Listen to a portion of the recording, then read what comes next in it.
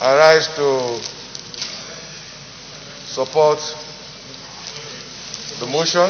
I'm Smart Adeyemi, and I represent the good people of Kogi West.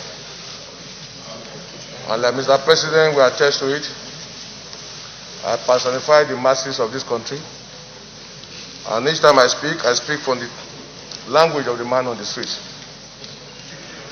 Mr. President, insecurity is a serious problem today in Nigeria.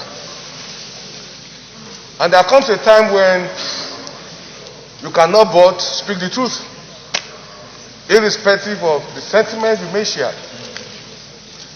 Today, Mr. President, all of us have been threatened. Our families, our nation, our state. Order. A lot has been said this morning, Mr. President, and I want to thank you for giving us time to speak expressly on this issue. Like my sister was saying, there comes a time when talk will talk itself. There comes a time when truth will become like a torchlight in the midst of silence. So you are forced to talk. Mr. President, we need not run away from the fact that more than ever before in the history of our nation, this is the worst instability we are facing. In fact, this is worse than the Civil War. Are you in PDP? Mr. President, the solution is very simple. Today there are a lot of misgiving, a lot of misinterpretations of what is happening. Some people believe, some people in government are supporting this move. Some people believe, some people sponsor those who are destabilizing our nation within the country. The answer is very simple. We cannot pretend that we are capable of confronting the situation in our hands. America, as powerful as they are, when the pandemic came, it got to a point that China had to claim, they came to their rescue. We shouldn't pretend that we needed foreign support now. Let nobody deceive us, Mr. President.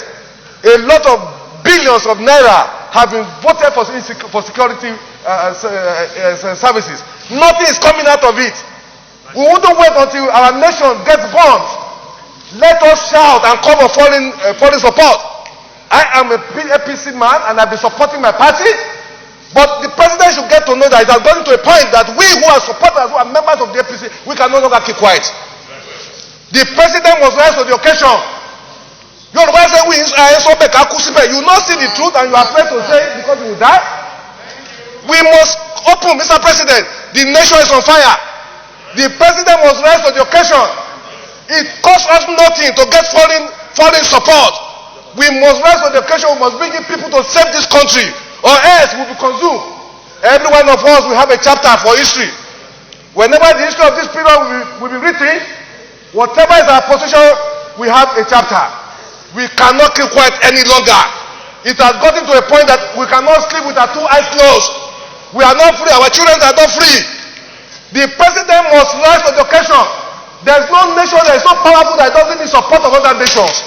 Individual cannot say you will leave the war without any other person with you.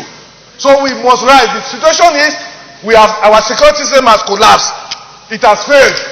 And because it has failed, we need to look for foreign support. It costs Nigeria nothing. Forget the ego, forget the superiority of Nigeria in African nation. Today, we are facing serious problems. If our nation is to survive this period, I'm not in doubt that the security architecture we have today cannot cope with what we are facing. Every part of this country is threatened. From the north to the south, nobody is safe. Nobody can travel 50 kilometers in our nation. I feel like shedding tears for a country that we grew up, where nobody harasses you when you travel from Lagos to Maiduguri. I done it in times past. Today I cannot travel from here to Kaduna to Niger State where I was born. The president must know that this is a bad time for our nation. We must look for foreign support to save this nation. This is my position, Mr. President. We must rise to it. They are killing people in the east, in the west, in the south, in the north. We should shut down the National Assembly. Let's shut down. If we cannot save this country, we stay in our homes. Our country is bleeding. People are in poverty. There's no food. People are hungry. Insecurity is threatening us. We cannot pretend. It's better we're not here.